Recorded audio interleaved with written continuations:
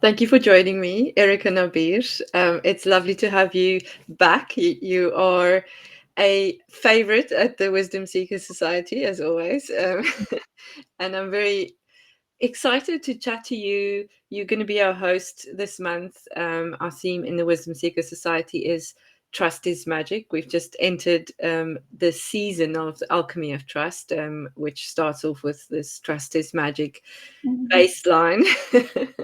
And no one better, I think, that can kind of lead us into this. I'm not going to introduce you because there's a lot that's happened since we spoke, or a lot, and you've grown into your dream. I think a lot, and Meca.Life is still your baseline, but there's all kinds of new things happening. So tell me a little bit more about how you are and what's happening in your life.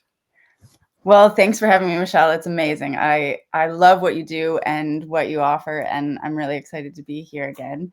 And I suppose it falls right in line with trusting, and that trust is magic, because as I allow myself to continue to say yes to the things that present, to the opportunities that present themselves, the vision that I've been holding for almost 2 decades now is essentially unfolding for itself.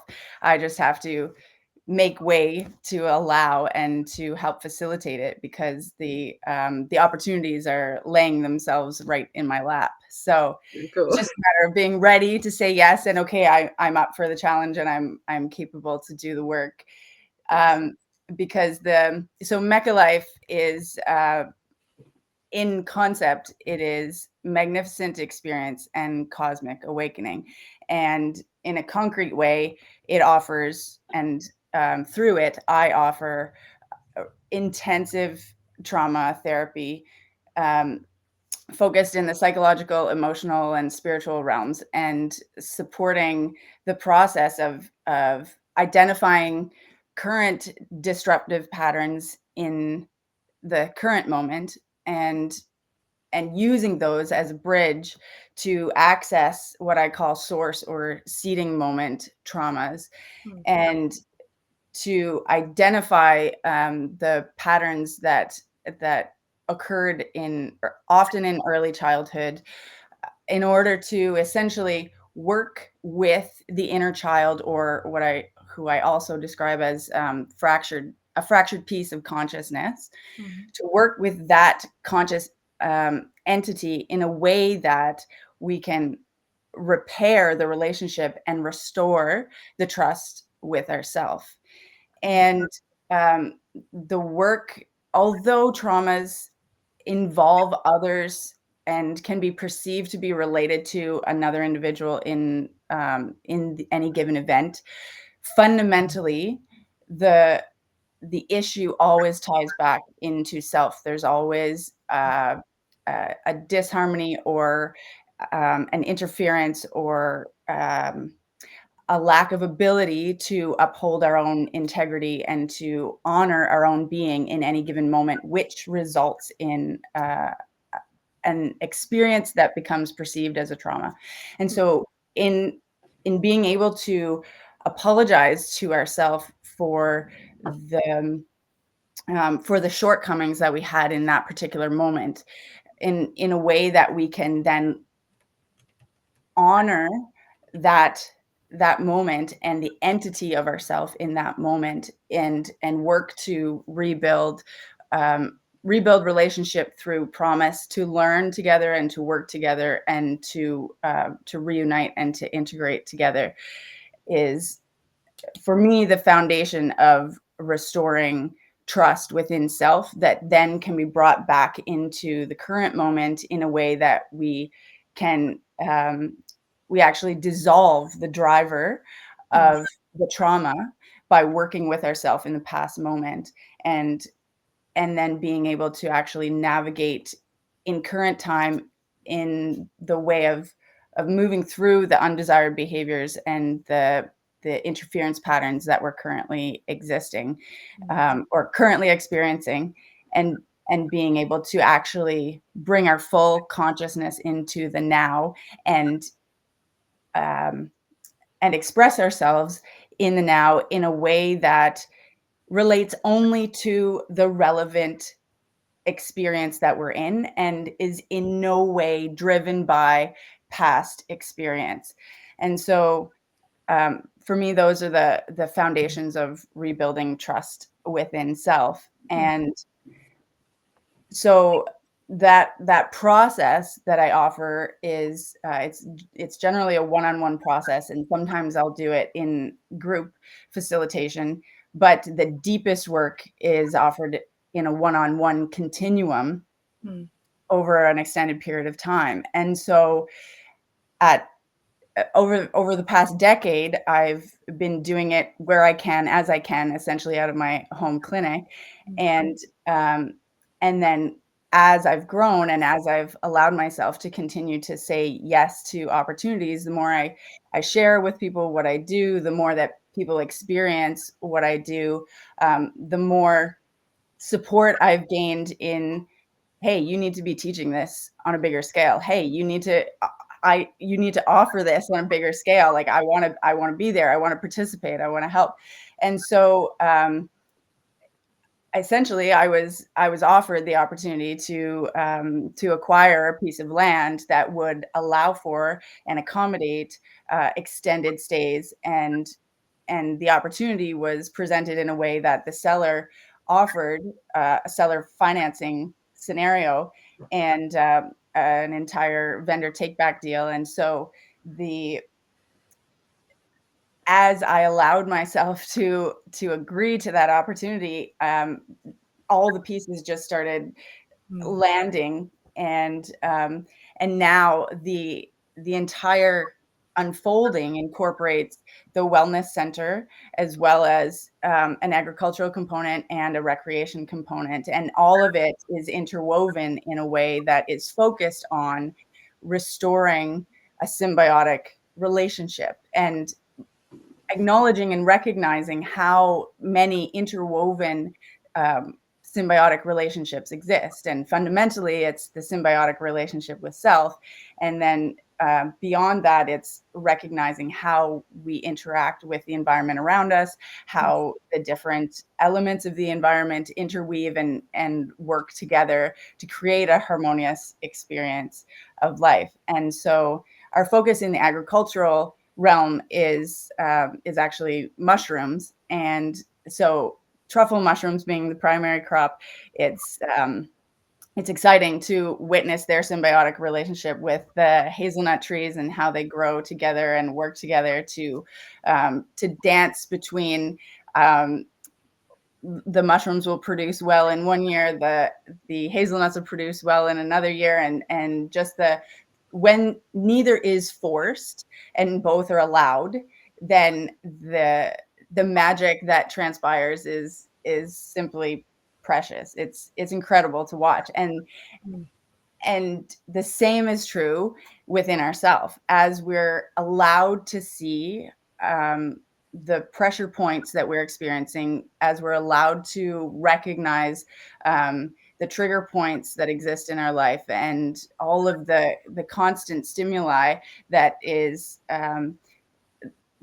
creating inconsistency and disruption in our energetic field, in our emotional field, within our psyche, that it gives us insight into how to um, remove the stressors, and how to, for some of them, to address them head on, and to walk through them in a way that we can restore a healthy and harmonious relationship with self, which then allows us to extrapolate and restore relationship with all others in our experience. And in many, not many, I shouldn't say many cases, in some cases, um, some of those relationships need to be released in order to allow growth for both parties. And in other scenarios, the relationships need to be enhanced or strengthened in order to allow for growth for both parties. But to be able to have the emotional resilience enough to discern which is appropriate in which scenario, and to be able to let go when necessary, and which requires the ability to release attachments and to let go of codependencies and to recognize patterns that are holding us hostage, essentially, in relationships that are no longer serving either party. Mm.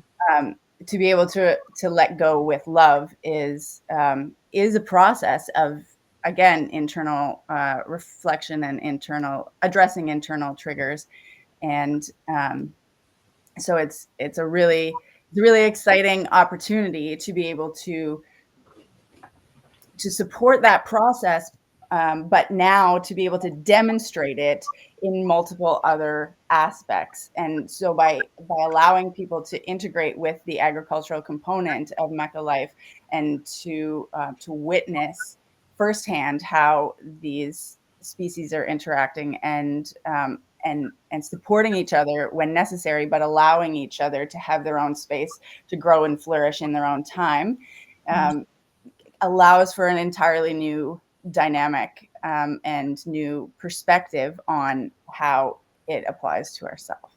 Yeah.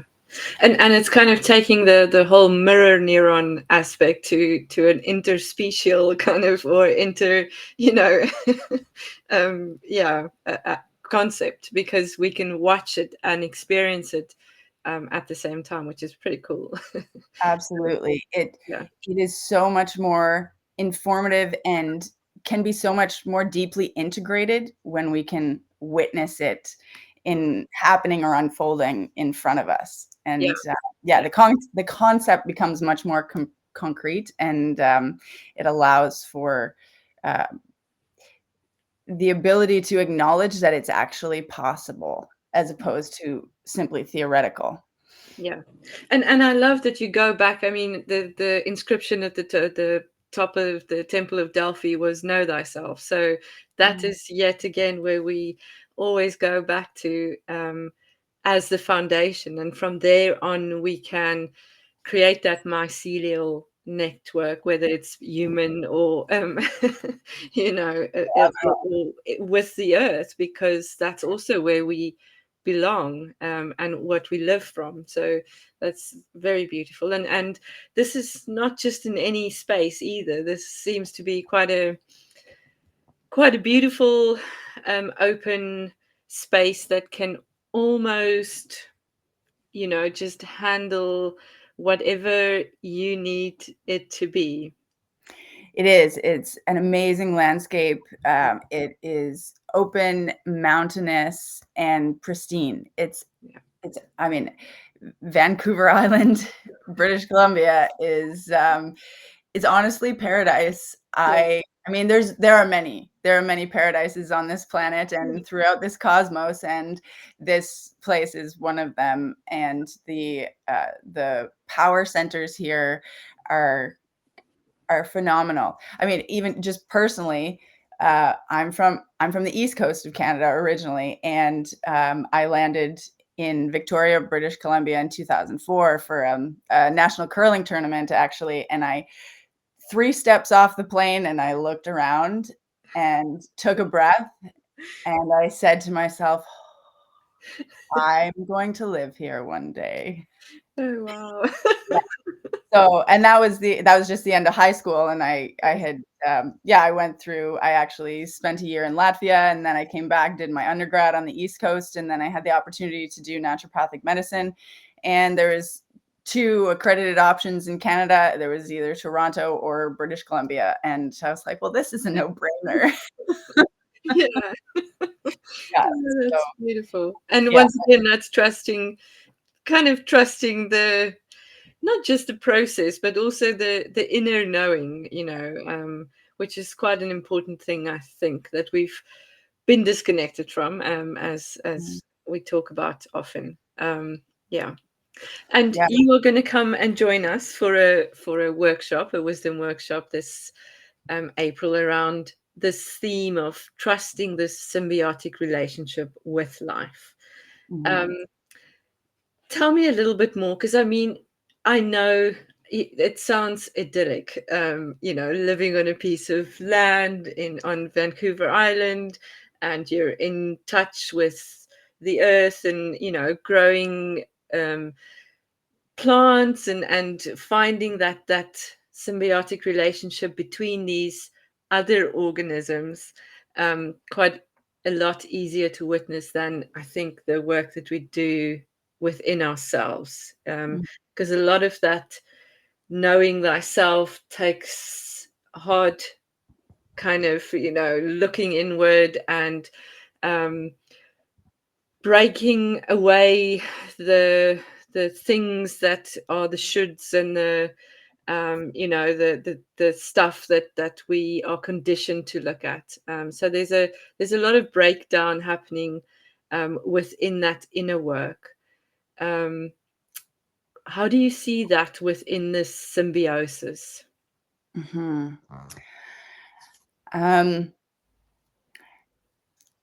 for me, and I want to speak for a moment just to the title of the workshop itself, and the fact that we've identified that we are trusting the symbiotic relationship with life, Mm, and with being a key word, because when we're working from our ego, or driving from our ego, we often perceive the need to act on life. We have to, it's like it's an, um, like it's a condition that, or a setting that we need to simply force ourselves through or drive ourselves through, instead of recognizing that it is a harmonious interplay with us, and we can only unfold and grow and evolve and create as we allow ourselves to interweave with all of the elements of life itself. And so that is the primary focus of um, how we learn to trust the guidance or the internal voice, yeah. and allow it to, quote, direct us, and or lead us in a way that is um, synonymous with the most nourishing experience for all concerned.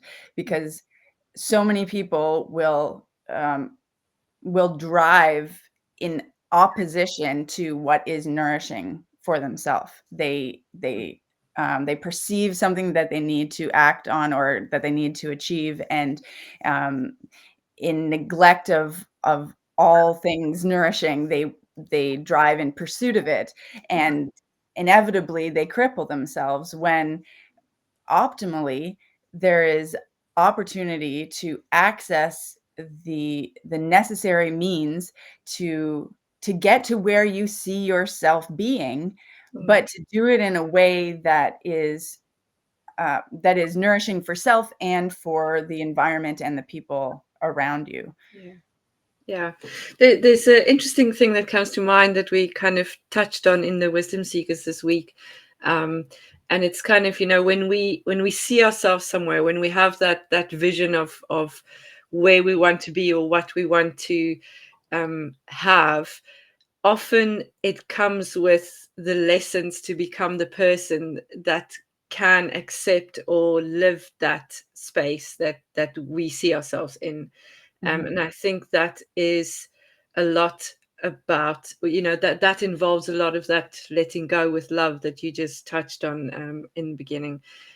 We have these ideas of where we should be going. You step off the plane when you're at school and you say that I want to live here, um, and if you had planned it out from there, it might not have happened. But Exactly. if you looked at the opportunities as they appeared, and you made the choices according to, oh, hang on, I have a choice here now to go to where I wanted to be. So I think that's what you saying, um, regards to the with, Mhm. instead of the to.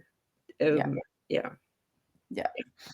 Yeah, it's such an exciting process when we allow it and when we're conscious to it, because Yeah. a lot of people are unconscious to the subtle unfoldings of their life. But you can when you can make a declaration and recognize that it is the moment of planting a seed of possibility Mm, without attachment mm, to that seed or how or when it's going to germinate, just mm, trusting that, okay, you've planted it, you found fertile soil to plant it in, trust the weather is going to come and go as it will.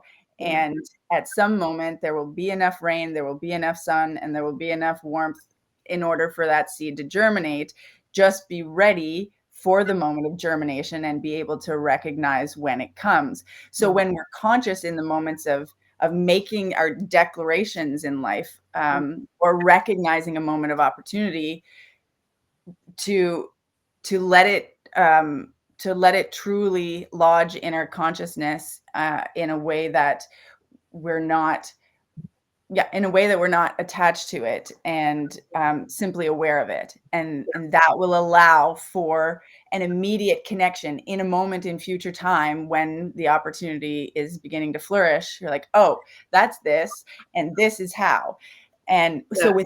without attaching story to it, and that has been a huge learning for me Mm, throughout life, is how to accept vision mm, and not attach story to it, because by attaching story and defining plan, that it distorts the possibility of the most incredible flowering yeah. possible. And um, so recognize the distinction between the vision or the opportunity and where the story begins, and then pull back the story, erase the story, and Mm, allow the unfolding as and when it will. yeah. And in that, be a witness instead of a Mhm. participant. Yeah. Yeah. And both.